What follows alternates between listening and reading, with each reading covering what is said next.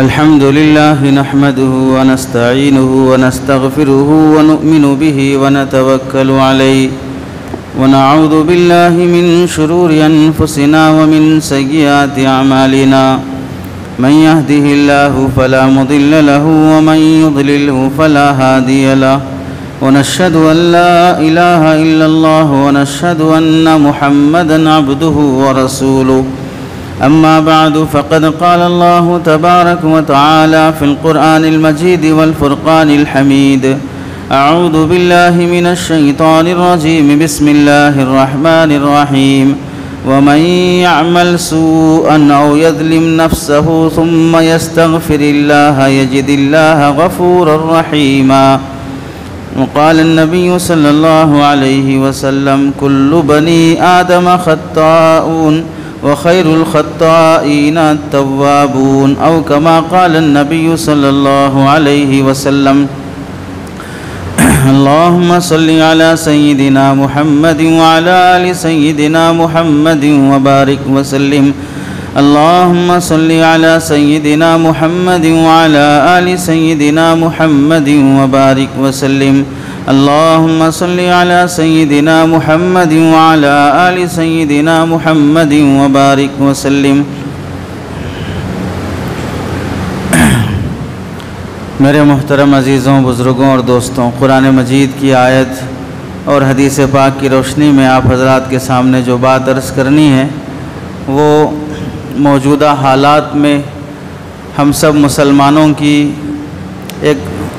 مسلمان ہونے کے لحاظ سے اور اللہ کا بندہ ہونے کے لحاظ سے ایک بڑی ذمہ داری بنتی ہے کہ اپنے اپنے گناہوں سے سچی توبہ کرنا۔ ایک ہے باہر کا دشمن جس سے مقابلہ کرنے کے لیے ہمارے وقت کی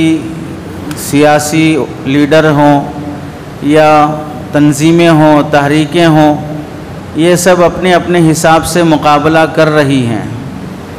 موجودہ حالات میں ہم سمجھ سکتے ہیں کہ مسلمانوں پر ایسے ایسے قوانین جو لائے جا رہے ہیں جس سے مسلمانوں کی زمین چھین لی جائے، ان کی زمین تنگ کر دی جائے، ہزاروں ایکڑوں پر مشتمل، لاکھوں ایکڑوں پر مشتمل زمینیں مسلمانوں کی جو دین اور اسلام کی خدمت کے لیے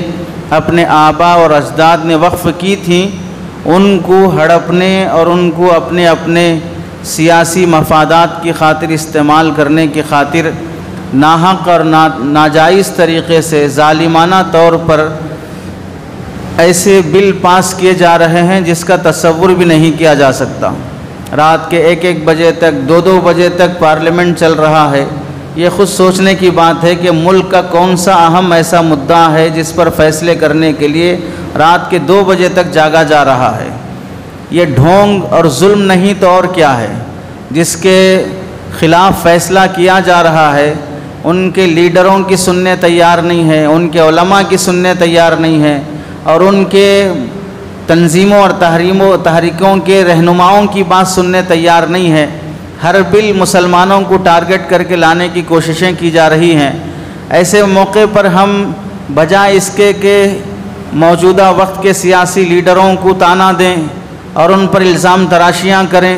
موجودہ تنظیموں اور تحریکوں کے بارے میں انگلیاں اٹھائیں اور یہ بولتے پھریں کہ فلاں تنظیم کیا کر رہی ہے، فلاں لیڈر کیا کر رہے ہیں، فلاں سیاسی پارٹی کیا کر رہی ہے،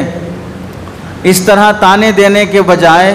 ہم یہ دعا کرتے کہ ان کو ان کے منصب کے لحاظ سے جو ذمہ داری نبھانا چاہیے،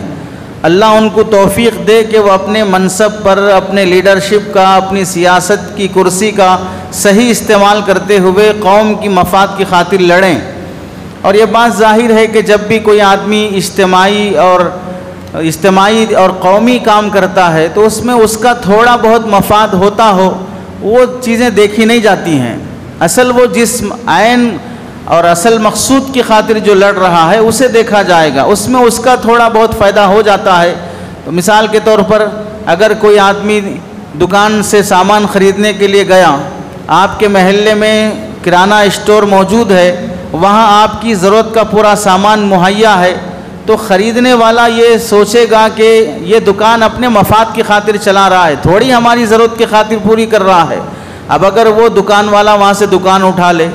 دوسرے دکان پہ گئے، وہاں بھی آپ نے سوچا کہ یہ دکان بھی اپنے مفاد کی خاطر چل رہا ہے، ہماری ضرورت کی خاطر تھوڑی ہے، وہ دکان والا بھی دکان اٹھا لے، ہماری پوری بستی اور محلے میں ایک بھی دکان نہ ہو، تب عقل ٹھکانے آئے گی کہ میرا مفاد زیادہ مقدم ہے یا اس کا مفاد زیادہ مقدم ہے۔ مجھے تو شکر ادا کرنا چاہیے کہ سامان خریدنے کی خاطر 3-3 5-5 کلومیٹر چلنے کے بجائے میرے پڑوس میں دکان کھل گئی، مجھے سہولت ہو گئی۔ ایسے ہی ہم میں سے ہر بندہ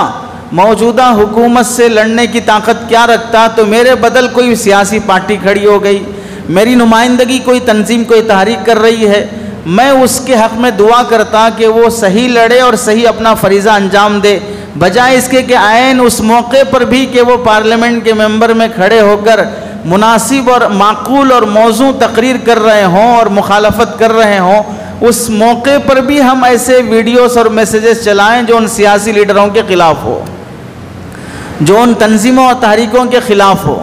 اب وہ بھی نہیں رہیں گے تو پھر مخالفت میں اور پھر موجودہ حکومت کے سلسلے میں ان کو اس کی حیثیت دکھانے کے لیے کون کھڑے ہوں گے؟ جو بندہ اپنے باطنی اعمال کی طرف توجہ نہیں کرتا ہے کہ مجھ سے کیا ہو سکتا ہے اس موقع پر، وہ تو میں کرنے تیار نہیں ہوں، اور جو مجھ سے نہیں ہو سکتا ہے اس کے بارے میں بولنے کے لیے تیار ہوں، تو مطلب یہ ہوا کہ میں ایک جھوٹا اور کذاب ہوں کہ نہ خود کرتا ہوں نہ کرنے والوں کو سکون سے کرنے دیتا ہوں۔ یہی حال آج کل تھوڑے بہت بھی نیوز چینل دیکھنے والے لوگوں کا ہو چکا، ہر شخص کے بارے میں کچھ نہ کچھ نامناسب تبصرہ کرنا شروع کر دیتے ہیں اور اپنے بساط میں جو ہے وہ کرنا نہیں چاہتے ہیں۔ اللہ تعالی اس حالت میں ہماری ذمہ داری کیا ہے کہ ہم جن جن گناہوں میں مبتلا ہیں پہلے ان گناہوں سے توبہ کریں۔ اللہ تعالیٰ گنہگار قوم کو عذاب میں مبتلا کرتے ہیں، اور عذاب میں مبتلا کرنے کی مختلف شکلیں ہیں۔ ان شکلوں میں سے ایک شکل اللہ کے نبی علیہ السلام نے یہ فرمائی، ظالم بادشاہ کو اللہ مسلط کر دیتے ہیں، پھر وہ تمہارے حق میں ظالمانہ فیصلے کرے گا اور تم اس کا کچھ نہیں کر سکتے۔ اب بتائیں ہماری قوم میں کتنے لوگ اپنے گناہوں سے توبہ کرنے تیار نہیں ہیں؟ رمضان میں ہم نے تھوڑا بہت کیا شریف بننے کی کوشش کی، رمضان کا چاند دیکھا، چہرے پر اس طرح پھیرنے سے توبہ کر لیے کہ رمضان کا مہینہ ہے اب ہم کچھ نہیں کرنا ہے، اس سنت کی حفاظت کرنے لگے۔ جیسے ہی عید کا چاند دکھا تو ہر نائی کی دکان پر، ہر حجام کی دکان پر جو قطار لگی ہوئی تھی وہ ہندوؤں کی، یہودیوں کی، عیسائیوں کی نہیں تھی، وہ مسلمانوں کی تھی۔ جس ایک مہینے سے وہ یہ سمجھ رہا تھا کہ یہ سنت ہے، اس ایک مہینے کے گزرنے کے بعد وہ اسی سنت کو بوجھ سمجھ کر چہرے سے ہٹا رہا ہے اور اپنے آپ کو خوبصورت نبی علیہ السلام کے چہرے سے ہٹ کر یہودیوں اور ہندوؤں کے چہروں میں اپنے آپ کو خوبصورت دیکھ رہا ہے۔ تو بتائیے کیا یہ شخص اپنے اس گناہ سے توبہ کیا یا توبہ کرنے کی ایکٹنگ کیا؟ ایک مہینے تک اللہ کے سامنے دکھاوا کرنے کی کوشش کیا۔ زندگی کے کتنے گناہ ایسے نہیں ہیں جسے ہم چھوڑنا نہیں چاہتے ہیں بلکہ ڈراپ کرنا چاہتے ہیں، موقوف رکھنا چاہتے ہیں، بعد میں موقع ملنے کے بعد کر لیں گے، ابھی یہ موقع نہیں ہے کرنے کا، موقع ملے گا تو کر لیں گے۔ ایسا سوچ کر ہر شخص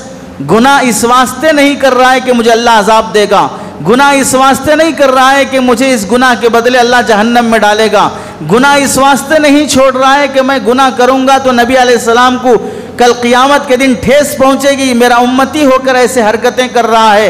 اس واسطے گناہ نہیں چھوڑ رہا ہے، اس واسطے گناہ چھوڑ رہا ہے کہ ابھی کرنے کا موقع نہیں ہے، ابھی کرنے کی پوزیشن نہیں ہے، اگر موقع ملے گا تو پھر یہ گناہ کر لوں گا، یہ ظلم کر لوں گا۔ تو یہی بات موجودہ ظالم حکمران بھی کر رہا ہے۔ تم یہ سمجھتے ہو کہ موقع ملے گا تو گناہ کروں گا، موقع ملے گا تو ظلم کروں گا، مجھے موقع مل چکا ہے اس واسطے میں ظلم کر رہا ہوں۔ تم موقع کے انتظار میں ہو، مجھے موقع مل چکا ہے اس واسطے میں ظلم کر رہا ہوں۔ تو پتہ چلا ظالم ہم بھی ہیں، ظالم وہ بھی ہے، اسے ظلم کا موقع ملا ہے، ہمیں ظلم کا موقع نہیں ملا ہے۔ تو ہم سچے توبہ کرنے والے، اللہ سے معافی مانگنے والے اور نیک بننے والے بنے ہی نہیں ہیں۔ قرآن مجید میں اللہ تعالیٰ ارشاد فرماتے ہیں، وَمَن يَعْمَلْ سُوءًا، جو بھی مسلمان، جو بھی شخص کوئی گناہ کا کام کر لے، کوئی برا کام کر لے، او یظلم نفسہ، یا اپنے آپ پر ظلم کر لے۔ اپنے آپ پر ظلم کیا ہے؟ حدیث میں آتا ہے کہ جو بھی بندہ اللہ کے حکموں کو توڑتا ہے، نافرمانی کرتا ہے، شراب پیے، زنا کرے، سود کھائے، مٹی پہ دھندے چلائے، حرام چٹیاں کرے، زمینیں قبضہ کرے، دھوکہ دے، قرضے لے کے واپس نہ کرے، ستاتے رہے، پریشان کرتے رہے، ٹالتے انسان کو تنگ کر دے، اور فون ریسیو نہ کرے، اور میسیج کرنے پر جواب بھی نہ ملے، پیسے دوسروں کے حرام طریقے سے ابا کی جاگیر سمجھ کر کھانا شروع کر دے، ہر انسان کے بعد دوسرے انسان کو ٹوپی پہناتا پھرے، اس کے بعد اس کو، اس کے بعد اس کو، پروفٹ دینے، نفع دینے کے بہانے سے پیسے لوٹ کر گھر چلاتا رہے، آخر میں پولیس کے حوالے ہو جائے، عدالت کے حوالے ہو جائے کہ میں خالی فقیر بن گیا ہوں، کوئی مجھے کچھ ہاتھ نہیں لگا سکتا، میری جان کو خطرہ ہے کن لوگوں سے جنہیں میں قرضہ دینا ہوں۔ پیسہ بھیک اور خیرات میں مانگتے وقت خدشہ نہیں آیا کہ اس موقع پر اس پیسے سے کسی کی جان بچ سکتی تھی؟ میں نے مجبوری کا بہانہ بنا کر، کاروبار کا بہانہ بنا کر، بیوی بچوں کا بہانہ بنا کر، پروفٹ کا بہانہ بنا کر دوسروں کے لاکھوں ہزاروں روپے لوٹ کے بیٹھا ہوں، پتہ نہیں اس پیسے سے کس کی جان چلی گئی ہو جس کا علاج وقت پہ ہوتا تھا، کس کے گھر کا سہاگ گزر گیا ہو جس کی وقت پر شادی ہو سکتی تھی، کس کے گھر میں پتہ نہیں کوئی بچہ تعلیم سے محروم ہو چکا ہو کیونکہ اس کی فیس پے کی جا سکتی تھی۔ ایسی حرام خوری کے موقع پر کسی کی جان کا خطرہ نہیں آیا، اور اپنی جب جان پر بن آئی، ہزاروں لوگوں کو دھوکہ دے چکا، گھر اجاڑ چکا، نہ فون ریسیو کرنے تیار، نہ لیا ہوا قرضہ واپس کرنے تیار، نہ مسلمانوں کے ساتھ امانت داری، وفاداری اور ہمدردی کے ساتھ رہنے کے لیے تیار، اپنا ہو کر اپنوں کو لوٹنے چلا ہے، داڑھی رکھ کر داڑھی والوں کو دھوکہ دینے چلا ہے، ٹوپی رکھ کر ٹوپی پہننے والوں کو ٹوپی پہنانے چلا ہے، اور اسلامی لباس میں دینی جماعتوں کا نمائندہ بننے کے بہانے، دینی تحریکوں کا، دینی خدمت گزاروں کا معاون ہونے کے بہانے بنا کر لوگوں کے لاکھوں روپے لوٹ کے کھایا ہوا شخص، اگر وہ اپنے ان تمام حالات میں ہم میں سے جو شخص جس گناہ میں مبتلا ہے اس گناہ سے توبہ کرنے تیار نہیں ہے، وقت کے ظالم کو بد دعا دے رہا ہے، وقت کی موجودہ تنظیم کو یا موجودہ سیاسی پارٹی کو گالیاں دے رہا ہے، لیکن اپنے اندر کے بسے ہوئے فرعون، قارون، شداد کو دودھ پلا پلا کر پال رہا ہے، اور اپنے اندر کی فرعونیت اور بڑھا رہا ہے کہ اور کس کو لوٹوں، اور کون سی جگہ قبضہ کروں، اور کس کا پیسہ ہڑپوں، اور کس کو پروفٹ کے بہانے دھوکہ دوں، اور کس کے قرضے لے کر ڈباتے پھرتے رہوں۔ جب یہ اس طرح کی فرعونیت ہم میں سے ہر شخص کے اندر پنپ رہی ہو تو پھر سمجھ لیجئے موجودہ ظالمانہ فیصلے اللہ کی طرف سے عذاب ہے، یہ کسی انسان کی کرتوت نہیں ہے، یہ اللہ کا عذاب ہے جو کسی ظالم حکمران کی شکل میں آیا ہے، یہ اللہ کی طرف سے پکڑ ہے جو کسی سیاسی پارٹی کی شکل میں آیا ہے۔ ہم اسے دشمن سمجھ رہے ہیں، وہ ہوگا دشمن ہمارا، لیکن وہ مسلط ہوا ہے اللہ کی طرف سے، وہ مسلط ہوا ہے ہمارے گناہوں کی وجہ سے، وہ مسلط ہوا ہے ہمارے اندر کے فرعون اور بغاوت کی وجہ سے۔ جب تک یہ توبہ نہیں ہوگی اس وقت تک ظالمانہ فیصلے، ظالم حکمران اپنا ایک قدم پیچھے لینے تیار نہیں ہے۔ کیا اچھا ہوتا کہ اس موقع پر جبکہ پارلیمنٹ میں، لوک سبھا، راجیہ سبھا میں مسلمانوں کے خلاف بل پاس کیا جا رہا ہے، کوئی ایک تنظیم ہوتی، کوئی ایک جماعت ہوتی، ہم میں سے ہر فرد ہوتا جو آدھا گھنٹہ دعا کے لیے بیٹھ جاتا۔ رات کے 1 بجے تک دشمن جاگنے تیار ہے ظالمانہ فیصلوں کے لیے، رات کے 1 بجے تک مسلمان جاگنے تیار نہیں ہے مصلی بچھا کے اللہ سے توبہ طائب ہونے کے لیے کہ میں توبہ کرتا ہوں، میرے گناہ کی وجہ سے یہ ظالمانہ فیصلے ہو رہے ہیں۔ ہم میں سے ہر شخص جھانک لیتا کتنے نیک تھے وہ اولیاء اللہ جن کے پاس ایک صاحب گئے، حضرت شبلی رحمت اللہ علیہ یا کسی اور بزرگ کے پاس جا کر یہ دعا کی درخواست کی کہ دعا کیجئے، طوفان آ رہا ہے، قحط سالی آ رہی ہے،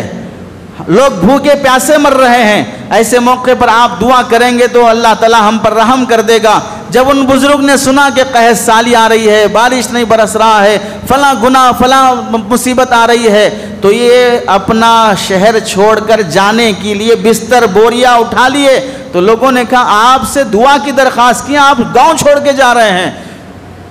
تو ان بزرگ نے کہا دراصل میرے گناہوں کی وجہ سے اس بستی پہ حالات آ رہے ہیں، یہ قحط سالی میری نافرمانی کی وجہ سے ہے، تو میں نے سوچا کہ میں نافرمان اگر یہ بستی خالی کر دوں گا ہو سکتا ہے کہ یہ حالات درست ہو جائیں۔ وقت کا ولی ہے، بزرگ ہے، ان سے دعاؤں کی درخواست کی امید پر کہ ان کی دعائیں قبول ہو جائیں گی لوگوں نے درخواست کی، تو وہ ولی اپنے آپ کو اتنا گنہگار سمجھ رہا ہے کہ میری وجہ سے یہ حالات آنے، اس واسطے میں بستی چھوڑ کے جاتا ہوں تاکہ حالات یہ بستی پہ نہ آئیں۔ اور ہم یہ سمجھ رہے ہیں کہ جو کچھ بھی اوقاف پر حالات آ رہے ہیں، مسلمانوں پر حالات آ رہے ہیں، وہ دوسروں کی وجہ سے آ رہے ہیں۔ میں بہت پاکیزہ ہوں، میں بہت صاف ستھرا ہوں، میری زندگی میں ایک بھی گناہ نہیں ہے، میری زندگی کی وجہ سے تو کسی کو تکلیف بھی نہیں پہنچ رہی ہے، میں انسان ہوتے ہوئے جنتی فرشتہ بن کر جی رہا ہوں۔ ایسا تصور ہر شخص کا بنا ہوا ہے، اپنے گناہ کے دائرے سے 1 انچ پیچھے ہٹنے تیار نہیں ہے۔ ہم میں سے کتنے لوگ ہیں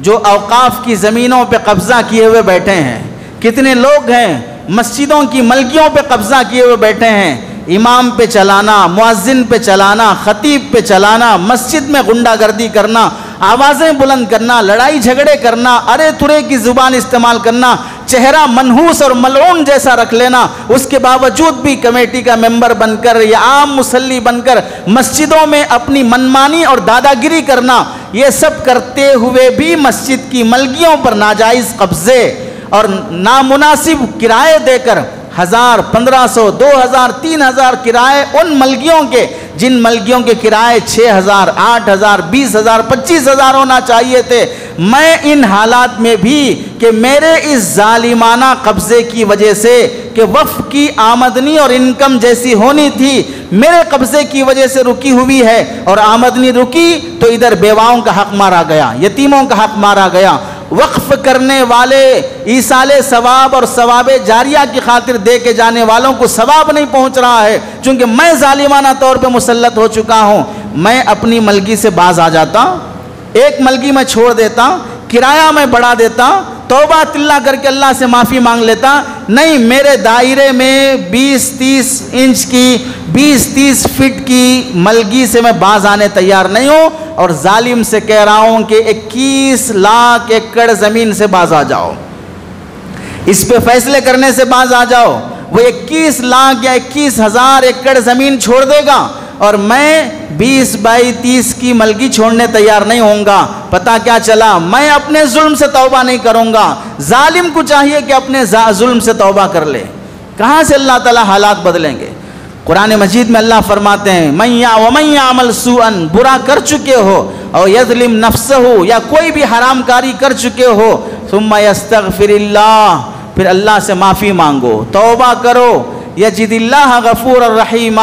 اللہ کو تم دیکھو گے کہ بہت مہربان ہے، بہت معاف کرنے والا ہے۔ 40 سال سے حرام کھاتے آیا ہے، آج بھی معافی مانگ لے گا تو اللہ بخش دیں گے۔ 50 سال سے حرام کھاتے آیا ہے، آج بھی معافی مانگ لے گا تو اللہ معاف کر دیں گے۔ اتنے سالوں کی حرام کاری کو اللہ معاف کرنے تیار ہیں، شرط یہ ہے کہ کوئی معافی مانگے تو صحیح،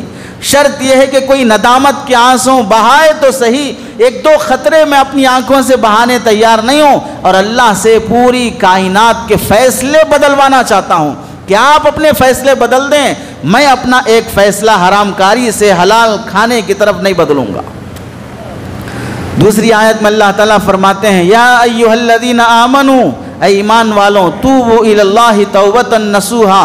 اللہ سے سچی توبہ کرو۔ سچی توبہ کا مطلب یہ ہے ایسی توبہ کرو کہ پھر واپس گناہ کی طرف لوٹ کے جانے کا خیال بھی نہ آئے۔ ایسی توبہ کرو کہ اس گناہ کا خیال آ جائے تو دل بے چین ہو جائے کہ میں نے کیوں ایسا گناہ کیا۔ ایسی توبہ کرو کہ توبہ کے بعد کی زندگی واضح طور پہ دکھے کہ واقعتاً بندہ بدل چکا ہے۔ اللہ تو دیکھتے ہی ہیں، بندے بھی دیکھ کر کہیں کہ واقعتاً توبہ کر کے صحیح انسان بن چکا ہے۔ ایسی توبہ کرو کہ جس توبہ کے بعد اللہ کو رحم آئے اور وہ جنت کے فیصلے کر دیں۔ اور ایک آیت میں اللہ تعالیٰ فرماتے ہیں، کیا بہترین رہنمائی اللہ نے مختلف آیات میں بندوں کے مشکل حالات میں توبہ کا راستہ دیا ہے۔ حضرت نوح علیہ السلام اپنی قوم کو نصیحت کرتے ہوئے جو فرمایا اسے قرآن مجید نے نقل کیا، فَقُلْتُ اسْتَغْفِرُوا رَبَّكُمْ إِنَّهُ كَانَ غَفَّارًا۔ حضرت نوح علیہ السلام فرماتے ہیں میں نے میری قوم سے کہا استغفروا ربکم، اپنے رب سے معافی مانگو، توبہ کرو، انہو کان غفارا، وہ بڑا بخشنے والا ہے، بہت معاف کرنے والا ہے۔ غفارہ کا مطلب یہ ہوا بار بار گناہ کیا، بار بار معافی مانگا، وہ بار بار بخشتے رہا۔ یعنی انسان گناہ پہ گناہ کر رہا ہے، معافی پہ معافی مانگ رہا ہے، اور وہ ہے کہ معافی پہ معاف کرتے جا رہا ہے۔ کبھی ایسا نہیں کہا کہ کتنے بار معافی مانگو گے، کیا مذاق بنا رکھا ہے، ایسا اللہ کبھی بندے سے نہیں فرماتے ہیں۔ انہو کان غفارا، اور جب بندہ توبہ کرتا ہے، اللہ سے معافی مانگتا ہے، عجیب بات ہے، ہمیں سوچنا چاہیے، ہم میں سے کوئی آدمی کسی کی انسلٹ کر دے تو ہم بولتے ہیں بھئی معافی مانگو اس سے، تم نے ان کی انسلٹ کر دی ہے۔ کسی کی آدمی تکلیف پہنچا دے تو کہتے معافی مانگو ان سے، تم نے ان کو ایسا جواب دے دیا ہے۔ اگر کوئی عالم صاحب، کوئی خطیب صاحب اپنے خطاب میں، اپنے بیان میں کوئی جملہ کہہ دیں تو ہم میں سے کتنے لوگوں کی خواہش ہوتی ہے کہ خطیب صاحب کو ایسا نہیں کہنا چاہیے، خطیب صاحب کو معافی مانگنا چاہیے، معذرت کرنا چاہیے، اپنی حرام کاریوں سے باز نہیں آئیں گے، کسی کے جملوں کے بارے میں پکڑ کر کہیں گے کہ ایسا نہیں بولنا چاہیے، ایسا نہیں کہنا چاہیے۔ یعنی ہماری پوری حرام کاریاں جس سے ہمارا خاندان پریشان ہے، ہمارے پڑوسی پریشان ہیں، پورا ملک پریشان ہے، اور اللہ کے فرشتے پریشان ہیں، ساری لعنتیں، سارے مظالم ہمارے ان گناہوں کی وجہ سے ہو رہے ہیں۔ میں وہ ایک حرام کاری نہیں چھوڑوں گا، میں ایک وہ حرام خوری نہیں چھوڑوں گا، میں وہ سود خوری نہیں چھوڑوں گا، رشوت خوری نہیں چھوڑوں گا۔ جتنے سرکاری کرسیوں پر بیٹھے ہوئے ہیں، سرکاری نوکریاں جن جن کو نصیب ہیں، ان میں سے 90% بندے ایسے ملیں گے جو رشوت لیے بغیر کام نہیں کرتے ہیں، رشوت کھائے بغیر، حرام کا کھائے بغیر کوئی فائل آگے نہیں بڑھتی ہے۔ ان تمام رشوت خوروں کو، حرام خوروں کو توفیق نہیں ہوتی اپنے ان گناہوں سے توبہ کرنے کی، لیکن کوئی ایک جملہ کسی کا آ جائے تو اس سے معافی مانگنا چاہیے، معذرت کرنا چاہیے۔ جب بندہ بندے کی معافی کی امید لگاتا ہے تو پھر کیا وجہ ہے کہ ہم اللہ کے نوکر غلام بندے ہوتے ہوئے اللہ سے معافی مانگنے کے لیے تیار نہیں ہیں۔ توبہ کرنے کا مطلب ہے اللہ سے معافی مانگنا، اور ہم دن رات کتنے گناہ کرتے جا رہے ہیں اور ہمیں یہ موقع نصیب نہیں ہے کہ اللہ معافی چاہتا ہوں کہ میں نے تیری نافرمانی کر دی۔ اللہ کی نافرمانی پہ معافی مانگنے تیار نہیں ہے، بندہ بندے سے معافی منگوانے کے لیے تیار ہو رہا ہے۔ حضرت نوح علیہ السلام فرماتے ہیں، میں نے میری قوم سے کہا کہ معافی مانگو اپنے رب سے، کیا ہوگا معافی مانگنے پر، توبہ کرنے پر؟ یرسل السماء علیکم مدرارا، اللہ آسمان سے بارش برسائے گا۔ وقت پر بارش کی نعمت کتنی بڑی نعمت ہے، وقت پر بارش نہ ملے، فصل نہ اگے، کسان کتنا پریشان ہو جاتا ہے۔ وقت پر نعمتیں ملنا شروع ہو جائیں گی توبہ کرنے، معافی مانگنے پر۔ دوسرا انعام، وَيُمْدِدْكُمْ بِأَمْوَالٍ وَبَنِينَ، اللہ تعالیٰ تمہاری مدد کرے گا مال دولت کے ذریعے سے، وَبَنِينَ اولاد کے ذریعے سے، وَيَجْعَلْ لَكُمْ جَنَّاتٍ اور تمہارے لیے اللہ تعالیٰ کھیت کھلیان باغیچے پیدا کریں گے، وَيَجْعَلْ لَكُمْ أَنْهَارًا اور تمہارے لیے اللہ نہریں جاری کر دیں گے۔ حضرت حسن بصری رحمۃ اللہ علیہ جو اجل تابعین میں سے ہیں، ان کے پاس ایک بندہ آیا، محفل میں بیٹھے ہوئے تھے، ایک بندہ آ کر کہنے لگا حضرت دعا کیجئے، ہمارے یہاں قحط سالی چل رہی ہے، بارش نہیں برس رہا ہے۔ تو حضرت حسن بصری رحمۃ اللہ علیہ نے فرمایا خوب توبہ اور استغفار کرو۔ چلا گیا، تھوڑی دیر کے بعد دوسرا بندہ آیا اور اس نے کہنے لگا حضرت تھوڑا دعا کر دیجئے، مجھے نوکری نہیں لگ رہی ہے، میری تجارت نہیں چل رہی ہے، آمدنی کمائی صحیح نہیں ہو رہی ہے۔ تو حضرت حسن بصری نے فرمایا خوب توبہ استغفار کرتے رہو۔ تیسرا بندہ تھوڑی دیر کے بعد آیا اور اس نے کہا حضرت دعا کیجئے، شادی ہو کے کئی سال ہو گئے، اولاد نہیں ہو رہی ہے۔ تو حضرت نے فرمایا توبہ استغفار کرو، اللہ تعالیٰ اولاد دے دیں گے۔ اور ایک بندہ اس کے بعد آیا، حضرت کہنے لگا میں کسان ہوں، اناج نہیں اگ رہا ہے، فصل برباد ہو رہی ہے، دعا کیجئے۔ تو حضرت نے فرمایا توبہ استغفار کرو، اللہ تعالیٰ تمہاری فصل بڑھا دیں گے۔ مجلس میں بیٹھے ہوئے لوگوں نے تعجب سے پوچھا یہ کیسا علاج ہے کہ ہر بیماری پہ توبہ، ہر بیماری پہ توبہ؟ ایسا بھی کوئی حکیم اور ڈاکٹر ہوتا ہے کہ ہر بیماری میں ایک ہی گولی دے؟ تو آپ ہر بیماری میں ایک ہی علاج بتا رہے ہیں کہ توبہ استغفار کرو۔ تو حسن بصری رحمۃ اللہ علیہ نے اس موقع پہ فرمایا، قرآن مجید میں اللہ فرماتے ہیں کہ بندہ اور قوم توبہ کرتی ہے تو اللہ تعالیٰ اسے بارش بھی دیتے ہیں، مال بھی دیتے ہیں، اولاد بھی دیتے ہیں، کھیت کھلیان بھی دیتے ہیں۔ یہ ساری نعمتیں موقوف ہیں بندہ توبہ اور استغفار کرنے پر۔ اب ہم میں دیکھیں کہ کون کس کس پریشانی میں مبتلا ہے، اس پریشانی کا حل کہاں ڈھونڈ رہا ہے؟ کسی بابا کے پاس، کسی تعویذ دینے والے کے پاس، کسی جھاڑ پھونک کرنے والے کے پاس، کسی ڈھونگی کے پاس جا کر اپنا پہلے سے فاقے میں ہے، پہلے سے پریشانی میں ہے، پھر کہیں سے بچا کچا کر قرضہ لے کر پھر بابا کو دینے جا رہا ہے کہ میرے حالات درست ہو جائیں، پہلے سے حالات خراب ہیں پھر بھی پیسہ لے جا کے دے رہا ہے، تو پتہ چلا حالات خراب پہ پھر خراب ہو رہے ہیں، چونکہ جو ہے وہ بھی بابا کے حوالے ہو رہا ہے، مل تو کچھ نہیں رہا ہے اور بابا کے حوالے ہو رہا ہے۔ اسی واسطے دیکھو کسی نے بڑی اچھی بات کہی، ہر گلاب کا پھول دینے والا اگر عاشق ہوتا، ہر گلاب کا پھول دینے والا اگر عاشق ہوتا تو گلاب کے باغیچے کا مالک پورے شہر کا معشوق ہوتا،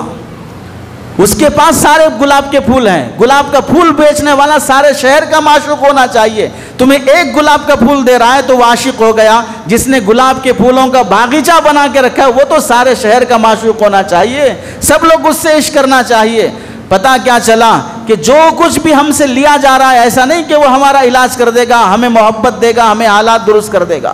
دھندے چلانے والی بات ہے۔ ہر انگوٹھی میں نگینہ پہنا کر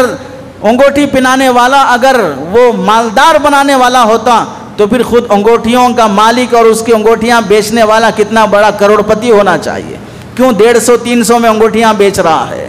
پتہ چلا ہر ایک کا دھندا ہے، لوگ عقیدت کی بنیاد پہ دھوکہ کھاتے جا رہے ہیں۔ حضرت عمر رضی اللہ تعالیٰ عنہ اپنے زمانے میں قحط سالی ہو گئی تو گاؤں کے مدینہ منورہ کے لوگوں کو لے کر مدینے سے باہر نکلے۔ قحط سالی کے موقع پر حکم ہے حدیث کا کہ بچوں کو، بوڑھوں کو، جانوروں کو، دودھ پیتے بچوں کو بھی ساتھ لے کے چلو تاکہ اس میدان میں یہ سب لوگ روئیں، گڑ گڑائیں اور اللہ ان جانوروں کو دیکھ کر، معصوم بچوں کے رونے کو دیکھ کر بارش برسا دے۔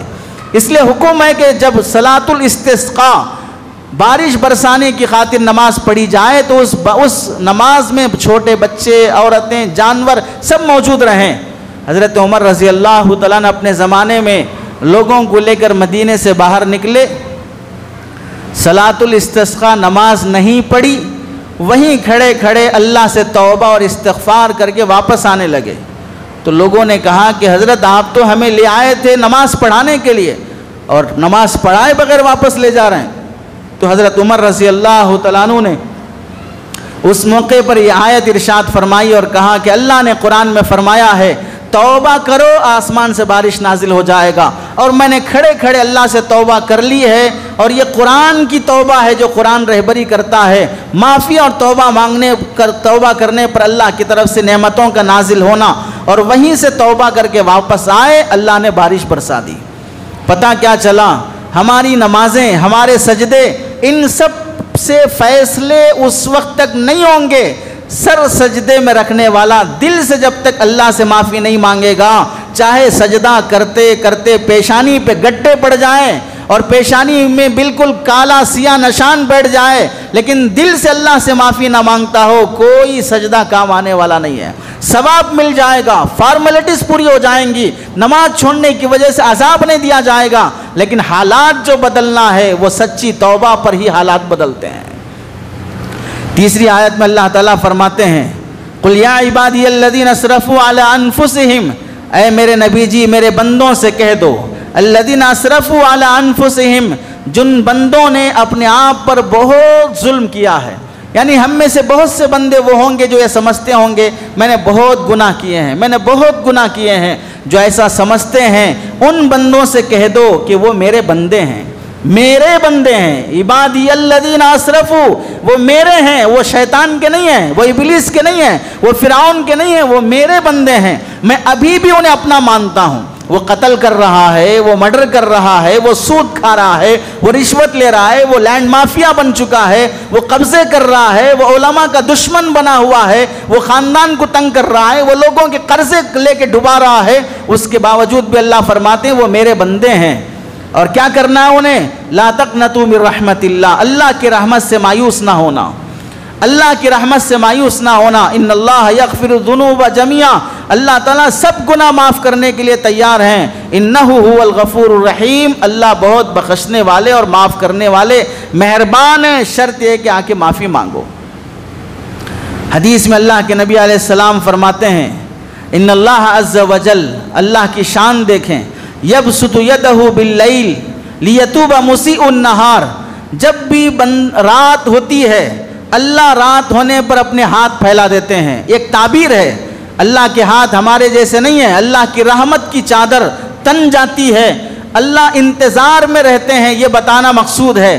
دن کا سورج غروب ہونے کے بعد رات کا جب چھا جاتی ہے, رات ہوتے ہی اللہ کی رحمت کی چادر منتظر رہتی ہے. دن بھر کا پاپی ہو سکتا ہے رات کے اندھیرے میں توبہ کر لے.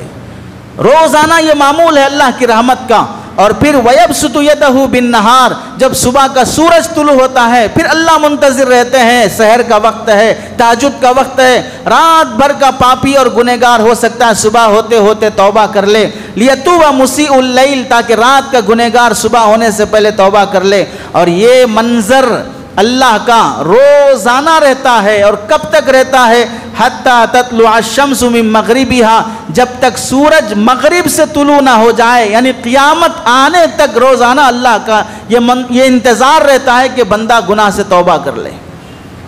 ایک تو معاف کرنے والا تیار بیٹھا ہے اور ہم معافی مانگنے والے اتنی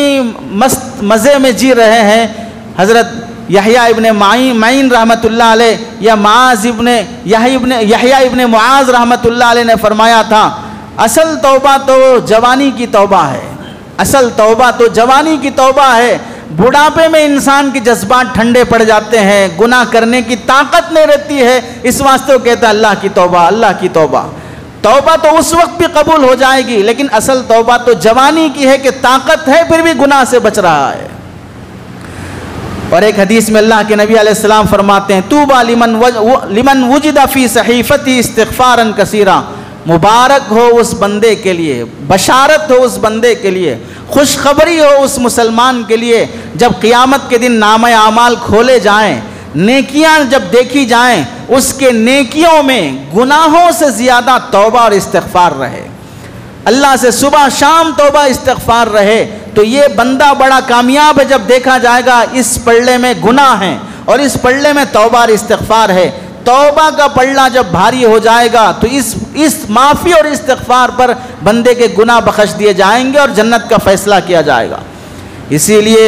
بزرگان دین نے, اللہ والوں نے, چاہے وہ دعوت و تبلیغ کے لوگ ہوں, چاہے خانقاہوں کے بزرگان دین ہوں, انہوں نے مسلمانوں سے درخواست کی کہ صبح 100 مرتبہ ایک تسبیح استغفار, شام 100 مرتبہ ایک تسبیح استغفار اہتمام سے کرو. یہ صرف پڑھنے کا نام نہیں ہے, توبہ اصل میں اللہ کو سامنے گویا کہ میں دیکھ رہا ہوں. نہیں ایسی کیفیت بن سکتی ایمان کی کمزوری کی وجہ سے, تو کم از کم یہ تو سمجھ سکتا ہے کہ اللہ مجھے دیکھ رہا ہے.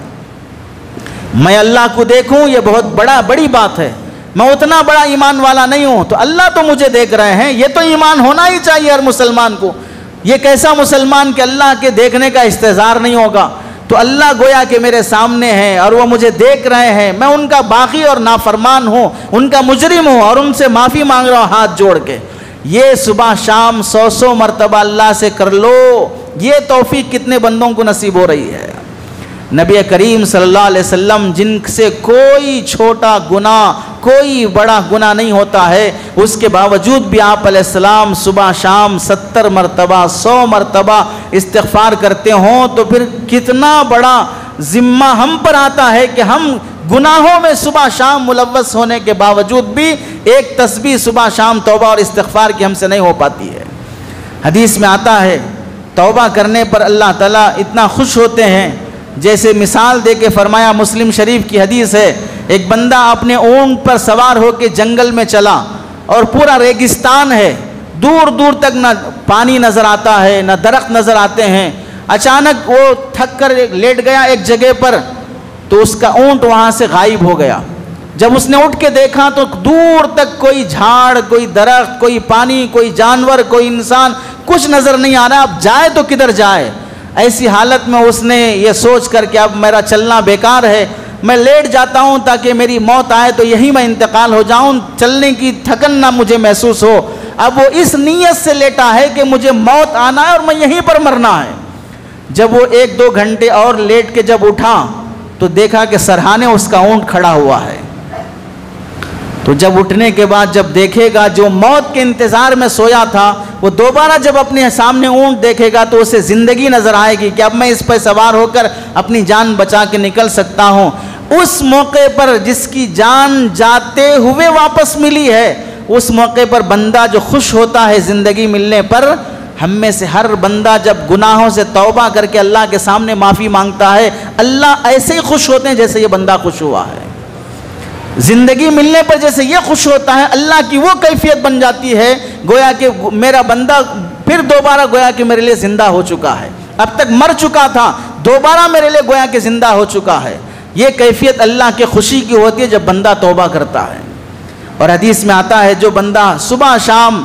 اپنے ذمے ہر تھوڑی تھوڑی دیر توبہ اور استغفار کا اہتمام کرتا ہے، اللہ کیا کرتے ہیں؟ جعل اللہ من کل ضیق مخرجا،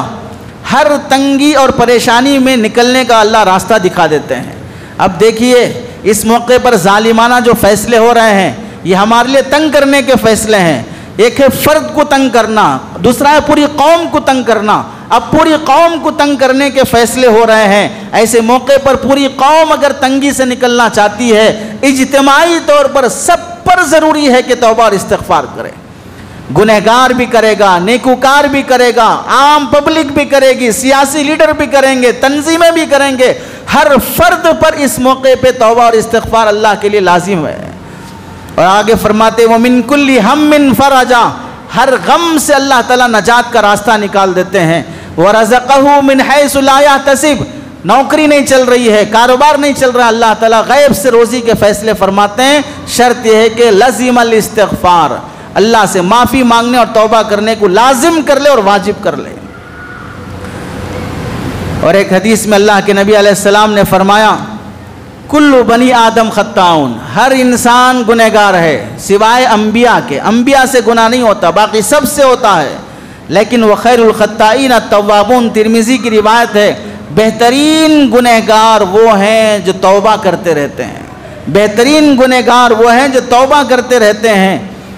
حدیث میں آتا ہے ما اسر من استغفر وان عاد فی الیوم 70 مرۃ، ابو داؤد کی روایت ہے اگر بندہ دن میں 70 بار گناہ کرے اور 70 بار توبہ کرے پھر بھی اللہ اس کی توبہ قبول کریں گے۔ ہم کسی سے معافی مانگے دن میں 70 بار تو کہیں گے مذاق کر رہے ہو، ایک بار دو بار ہو گیا، ہر بار غلطی کرے ہر بار معافی مانگ رہے ہو، اور اللہ فرماتے ہیں دن میں 70 بار بھی گناہ کرو گے، 70 بار معافی بھی مانگ لو گے، پھر بھی اللہ معافی کو دیکھتے ہیں، گناہ کو نہیں دیکھتے ہیں۔ اس سے بڑا رحم کرنے والا، اس سے بڑا معاف کرنے والا کسی قوم کو ایسا خدا نہیں ملا جتنا مسلمانوں کو ملا ہے۔ لوگ تو گائے کی پوجا کر رہے ہیں، درختوں کی کر رہے ہیں، سانپ کی کر رہے ہیں، چوہے کی کر رہے ہیں، جانوروں کی کر رہے ہیں، سورج کی کر رہے ہیں، جن کے اندر معاف کرنے کی طاقت اور صلاحیت نہیں ہے، نہ ان کے قبضے میں فرشتے ہیں، نہ ان کے قبضے میں جنت جہنم ہے۔ اللہ کی ذات وہ ہے جس کے قبضے قدرت میں سب کچھ ہے، اور ان کا عالم یہ ہے کہ دن میں 70 بار بھی معاف کرنے تیار ہیں، پھر بھی بندہ ایسے موقع پر بھی گناہ نہ کرے تو پھر کیا کہے۔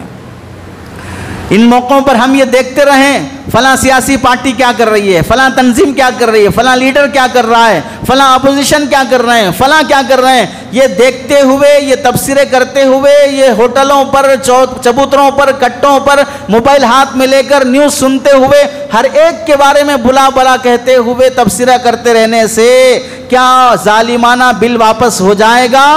کیا یہ حالات بدل جائیں گے؟ اس سے لاکھ درجے بہتر یہ ہے کہ میں سب بند کر کے معلوم ہو چکا کہ ظالم ضد پہ اڑا ہوا ہے، فرعون بنا ہوا ہے، جب تک وہ اتنے ہزار بچوں کو قتل نہیں کرے گا اپنی کرسی بچانے کے لیے حضرت موسیٰ علیہ السلام کا فرعون جیسے ظالم بن چکا تھا، وقت کا فرعون وقت کا ظالم بھی فرعون بن چکا ہے۔ اس موقع پر میں مصلی بچھا کر آدھا گھنٹہ نیوز میں جو لگاتا ہوں وہ مصلی پہ لگا لوں، آدھا گھنٹہ جو تبصرے اور کمنٹس کرنے پہ لگاتا ہوں وہ مصلی پہ لگا لوں، تو لوگ اس کا بھی مذاق اڑاتے ہیں۔ کیا صرف توبہ کرنے سے حالات بدل جائیں گے؟ صرف معافی مانگنے سے حالات بدل جائیں گے؟ تو پھر چاہتے کیا ہو آخر؟ کن سے حالات بدلنا چاہتے ہیں؟ کیا اسباب ہے ہمارے پاس حالات بدلنے کے؟ اللہ کے قبضے قدرت میں زمین آسمان نہیں ہے، اللہ کے قبضے قدرت میں پارلیمنٹ نہیں ہے، اللہ کے قبضے قدرت میں موجودہ ظالم حکمرانوں کے دل اللہ کے قبضے میں نہیں ہے، تو پھر کس سے بدلیں گے حالات؟ کون سی حکومت سے مدد مانگیں گے؟ کس کنٹری سے مدد مانگیں گے؟ دوسرے ممالک تو اور ٹیکس لاگو کر رہے ہیں، دوسرے ممالک تو اور زمینیں چھیننے اور ہڑپنے اور قبضہ کرنے پہ تلی ہوئی ہیں، پھر کن سے مدد مانگے گا انسان؟ کسی سے بھی مدد مانگ لے، ہے تو وہ انسان ہی، وہ تو خدا نہیں ہے، لیکن جس اللہ سے مدد مانگنے کی بات کی جا رہی ہے اس کا مقابلہ تو کوئی پارٹی نہیں کر سکتی۔ تو ہمارے بس میں جب ہے یہ کام کہ ہم اللہ سے معافی مانگیں، اپنے گناہوں سے سچی توبہ کریں، کیوں کرنے تیار نہیں ہوتے ہیں؟ حدیث میں آتا ہے 100 آدمیوں کا قاتل، مسلم شریف کی روایت ہے، 100 آدمیوں کو جس نے قتل کیا، مشہور واقعہ ہے، 99 لوگوں کو قتل کیا، اور جب احساس ہوا کہ مجھے توبہ کرنا چاہیے، جس آدمی سے جا کے مسئلہ پوچھا وہ کسی مدرسے کا پڑھا ہوا نہیں تھا تو نیک لیکن عالم نہیں تھا۔ یہی حال ہوتا ہے کہ جب کسی غیر عالم کے یوٹیوب پر آنے والے بیانات سنو گے، ان کے ریلز دیکھو گے، ان کے شارٹس دیکھو گے، چاہے اس کنٹری کے ہوں چاہے پڑوس ملک کے ہوں، غیر عالم کسی ڈاکٹر کے، کسی انجینئر کے، کسی پروفیسر کے، کسی ٹیچر کے، کسی بھی غیر عالم کے سنو گے تو یہی عالم ہوگا کہ وہ ہدایت پہ لے جانے کے بجائے اور گمراہی کی طرف لے جائے گا۔ جتنا جتنا اسے فالو کرتے جائیں گے اتنا وہ شریعت سے دور ہوتا جائے گا، صحابہ سے دشمنی پیدا ہوتی جائے گی۔ اللہ نے امین بنایا ہے علماء کو، اپنے دین کا امانت دار بنایا ہے، اپنی شریعت کا علماء کو، ان سے مسئلہ پوچھنا۔ 99 لوگوں کا قاتل جا کے مسئلہ پوچھا، تھا تو داڑھی کرتے پیجامے والا، اس نے کہا 99 لوگوں کو قتل کر دیا، اب توبہ کرنے آیا ہے، کوئی توبہ قبول نہیں ہوگی تمہاری۔ اس نے غصے میں کہا کہ جب قبول ہونا ہی نہیں تو اس کو کیوں بخشوں، اس کو بھی ٹپکا دیا۔ پتہ چلا غلط رہبری کرو گے ایک نہ ایک دن ٹپکے جاؤ گے، ایک نہ ایک دن اکھاڑے میں آؤ گے، مارے جاؤ گے۔ یہ جو کرسی ہے یہ بہت حفاظت کی کرسی ہے، جہاں پر ایک مسئلہ بھی غلط ہو گیا قوم بخشنے والی نہیں ہے، علماء معاف کرنے والے نہیں ہیں، کیونکہ دین اور شریعت پر کسی کی جاگیرداری نہیں ہے۔ بڑے سے بڑے عالم سے بھی غلطی ہو جائے تو قوم اس بات کی، علماء ان کے بعد والے جونیئر علماء اتنی صلاحیت رکھتے ہیں کہ فوراً ٹوکیں گے، آپ نے بیان میں یہ بات کہی، اس سے رجوع کیا جائے۔ اور جو آدمی ویسا ہے جسے اس کرسی کا، اس منصب کا کوئی احساس ہی نہیں ہے، جھوٹ پہ جھوٹ بولے گا،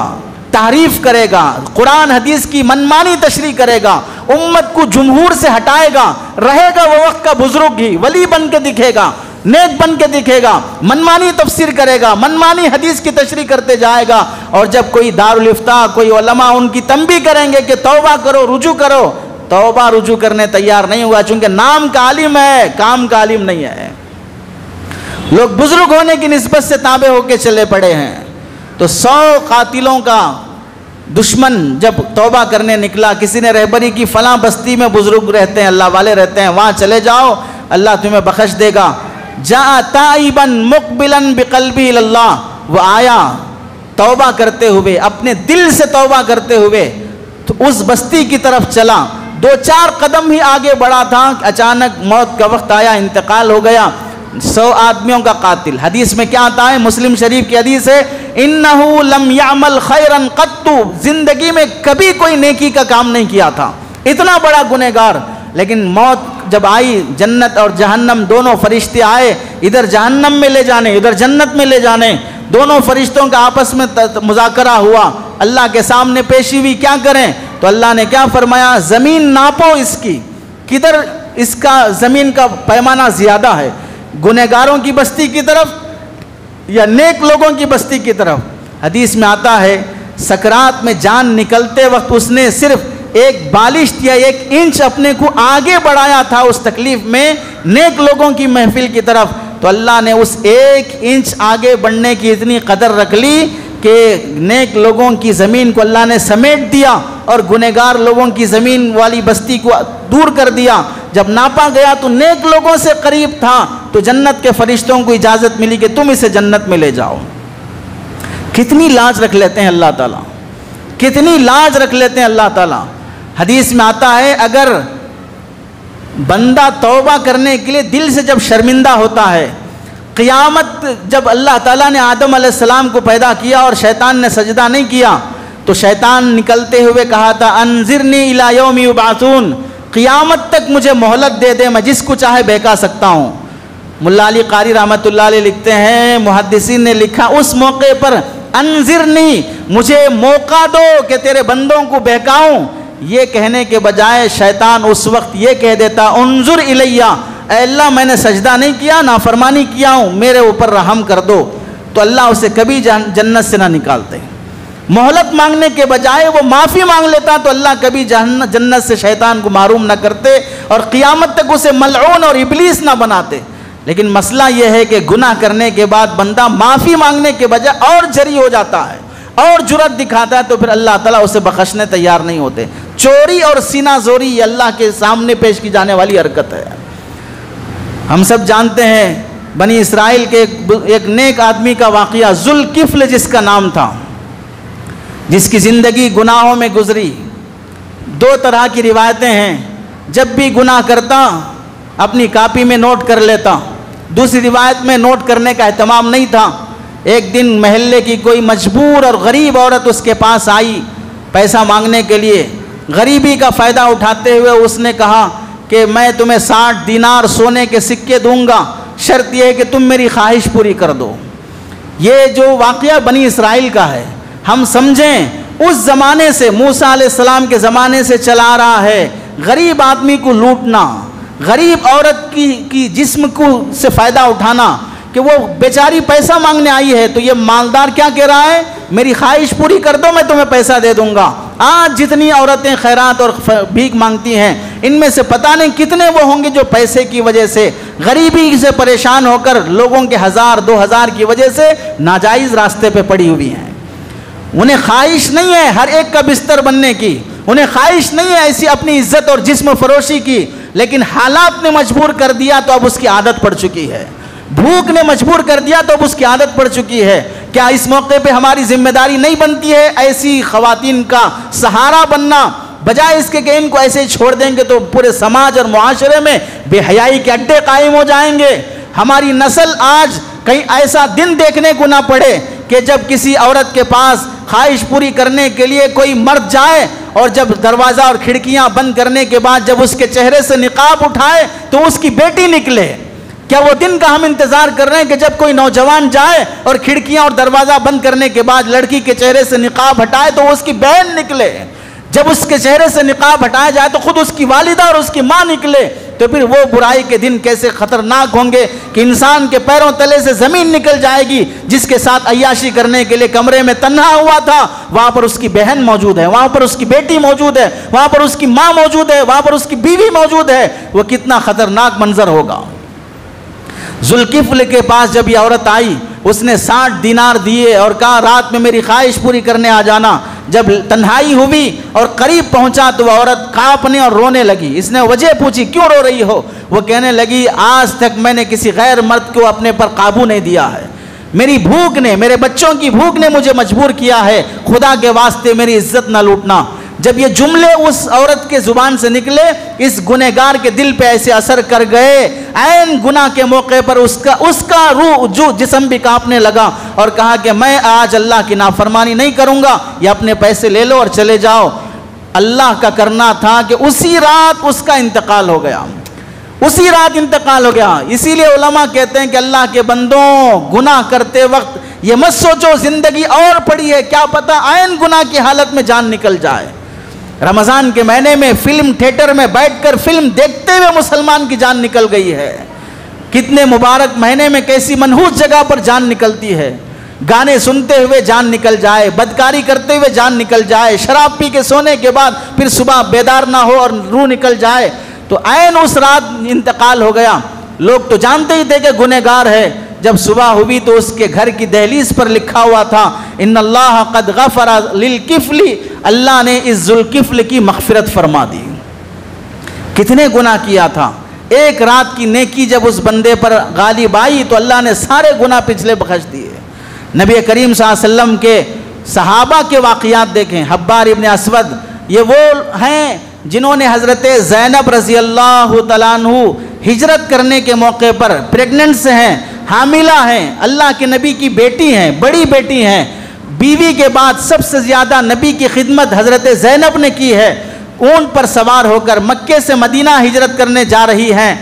برچھا لے کر زور سے پھینک کے مارا، پیٹ پہ لگا، وہ گر گئیں، حمل ضائع ہو گیا، ابارشن ہو گیا۔ اور زخم اتنا تیز لگا کہ مدینہ آنے کے بعد بھی کئی دنوں تک اس زخم کا علاج چلتے رہا، بالآخر وہ زخم چنگا نہیں ہوا تو حضرت زینب انتقال کر گئیں۔ حضرت زینب رضی اللہ تعالیٰ عنہ، نبی کی بڑی بیٹی کو شہید کرنے والا یہ ظالم جب اللہ کے نبی علیہ السلام کے پاس آتا ہے تو نبی کریم صلی اللہ علیہ وسلم ان کا استقبال کھڑے ہو کر، ایک صحابی فرماتے ہیں ہم جعرانہ سے واپس ہو کر مسجد میں بیٹھے تھے، وہاں پر یہ شخص آیا اور کہنے لگا ہم نے زمانے جاہلیت میں کفر کے عالم میں بہت گناہ کیے ہیں، آپ کو بہت ستایا ہے، آج توبہ کرتا ہوں اور کلمہ پڑھ کے مسلمان ہوتا ہوں۔ اللہ کے نبی نے ایک لفظ اپنی زبان سے نہیں نکالا بلکہ اس کے توبہ کرنے پر اور اسلام قبول کرنے پر خوشی کا اظہار کرتے ہوئے اسے سینے سے لگایا۔ ہمارے سماج میں ایک بندہ گناہ کر لے، توبہ کر کے 10 سال بھی ہو جائیں پھر بھی بولتے رہیں گے پہلے ایسا تھا، پہلے ایسا تھا، پہلے ایسا تھا، بولتے ہی رہیں گے یہاں تک کہ پھر وہ پہلے جیسا نہ ہو جائے۔ گناہ کرنے کے بعد اس کے گناہوں کی زندگی کو دیکھیں گے، توبہ والی زندگی نہیں دیکھی جائے گی۔ اللہ کے نبی علیہ السلام کے پاس ایک صحابی ماعز اسلمی رضی اللہ تعالیٰ عنہ، بہت سبق آموز واقعہ ہے۔ حضرت ماعز اسلمی رضی اللہ تعالیٰ عنہ اللہ کے نبی کے پاس آئے اور کہنے لگے یا رسول اللہ مجھے پاک کیجئے، تو اللہ کے نبی نے فرمایا جاؤ اللہ سے توبہ کرو، وہاں معافی مانگو، اللہ معاف کر دے گا اور پاک کر دے گا۔ گئے، توبہ کیے، معافی مانگے، پھر آئے یا رسول اللہ مجھے پاک کر دیجئے، تو اللہ کے نبی علیہ السلام نے فرمایا جاؤ اللہ سے معافی مانگو، اللہ معاف کر دے گا۔ پھر انہوں دوبارہ آئے اور کہنے لگے یا رسول اللہ میں معافی مانگ چکا ہوں پھر بھی مجھے پاک کیجئے میرے گناہ سے۔ تو آپ نے پوچھا کیا گناہ کیے ہو؟ یا رسول اللہ میں نے زنا کر لیا ہے۔ تو اللہ کے نبی نے زنا کا لفظ سنتے ہی فوراً کیا فرمایا؟ صحابہ سے فرمایا دیکھو شاید دیوانہ ہو گیا ہے، زنا کی بات کر رہا ہے۔ تو صحابہ نے جانچا، دیوانہ ہونے کی علامتیں دیکھیں، پھر کہنے لگے یا رسول اللہ نہیں دیوانہ نہیں ہے، ہوشیار ہے۔ پھر کہنے لگے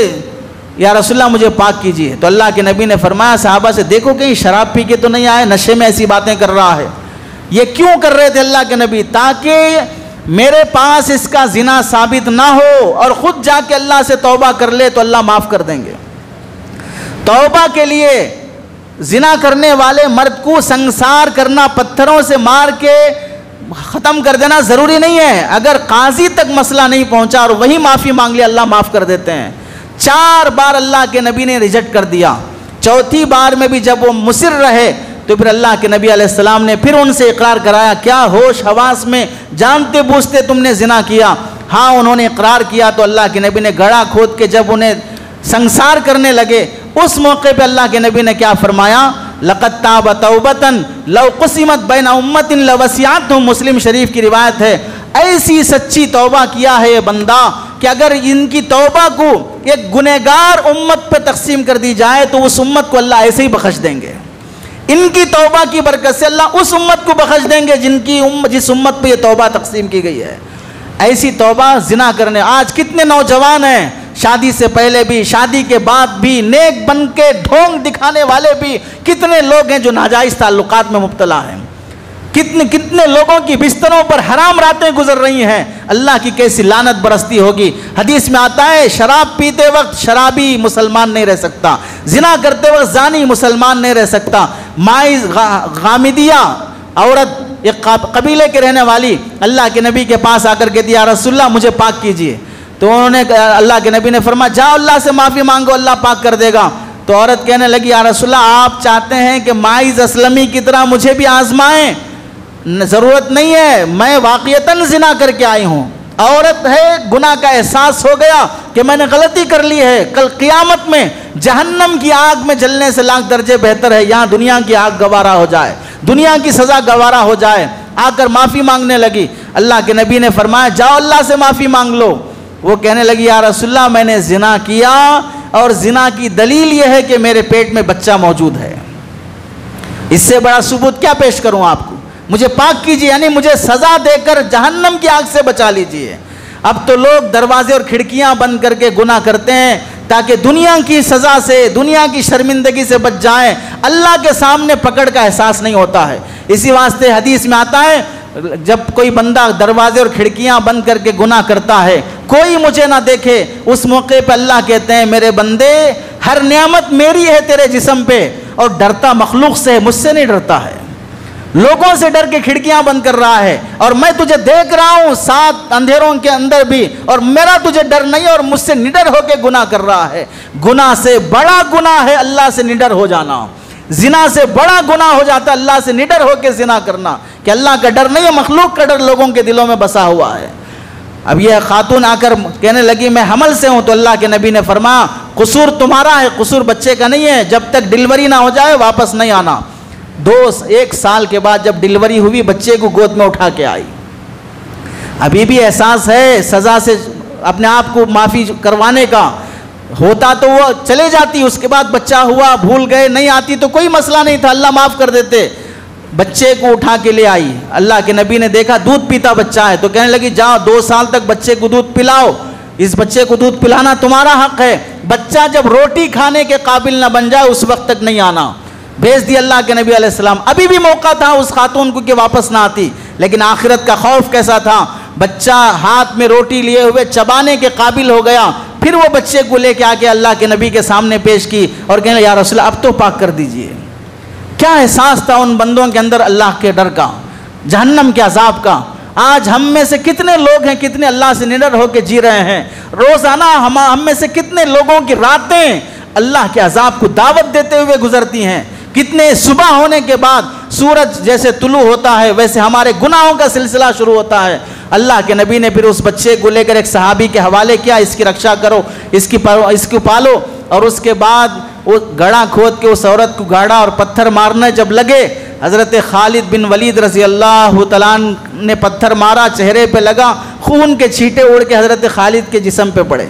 تو تھوڑے سے ناگوار الفاظ حضرت خالد کی زبان سے نکلے، تو اللہ کے نبی نے کیا فرمایا حضرت خالد سے، مہلن یا خالد، خالد خاموش رہو، ایسے جملے نہ کہو، انہا فوالذی نفسی بیدی، اس ذات کی قسم جس کے قبضے میں محمد کی جان ہے، لقد تابت توبتن، اس عورت نے ایسی توبہ کی ہے اگر وقت کا ظالم بادشاہ بھی توبہ کر لے گا اللہ اس کو بھی معاف کر دیں گے، ایسی پاک توبہ اس نے کی ہے۔